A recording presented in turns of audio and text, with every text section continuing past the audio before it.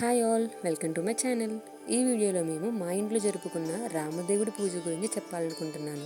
సీతా లక్ష్మణ హనుమత్ సమేత శ్రీ రామచంద్రమూర్తిని తూర్పు దిక్కున ఈశాన్య మూల పసుబొట్టు పెట్టిన పీఠంపై పెట్టుకున్నాము. ఈ శ్రీరాముని పూజ సీతా సమేతనంగా చేసుకుంటాము.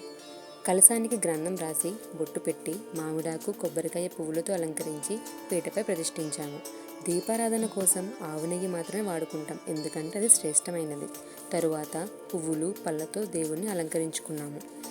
గోధుమ రవ్వ పాలు నెయ్యితో ప్రసాదం చేసుకుని 5 గుండెలుగా చేసి స్వామికి నైవేద్యం సిద్ధం చేసుకున్నాం. దానితో పాటు సలివిడి వడపప్పు, వీలైతే మరి ఏదైనా ప్రసాదం చేసుకుంటాం. మేమైతే పరవన్నం చేసుకున్నాం.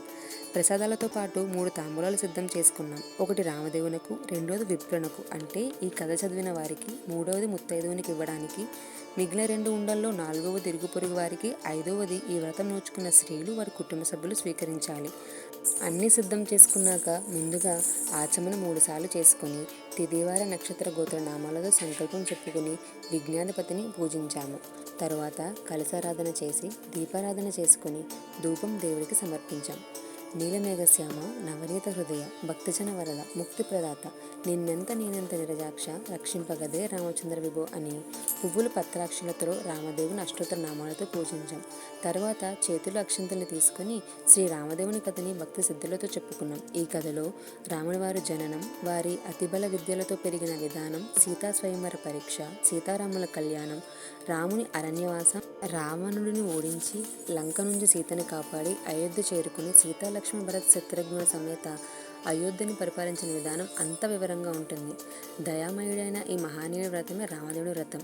శిష్ట రక్షకుడు, శిష్టకుడు అయిన రాముడు కరుణామయుడు, మన కష్టాలన్నీ తొలగిస్తాడు. మేమైతే మాఘమాసంలో ఈ వ్రతాన్ని మొదలుపెట్టి 5 ఆదివారాలు 5 లక్షరాలు పూజిస్తాము. కథ పూర్తి అయిన తర్వాత అక్షింతలు కొన్ని రామదేవుడి మీద వేసి కొన్ని అక్షింతలు మన తల మీద వేసుకున్నాం. తరువాత కలశం మీద పెట్టిన కొబ్బరికాయని కొట్టి దేవుడికి నైవేద్యం పెట్టి సాంబ్రాణి ధూపం హారతిని ఇచ్చాము. ఇదండి మేము మా ఇంట్లో చేసుకున్న రామదేవుని వ్రతం. ఆ రామదేవుని ఆశస్సులు మీపై కూడా ఉండాలని కోరుకుంటూ మీకు ఈ వీడియో మీకు నచ్చినట్టయితే లైక్ చేయండి, షేర్ చేయండి, సబ్స్క్రైబ్ చేసుకోండి.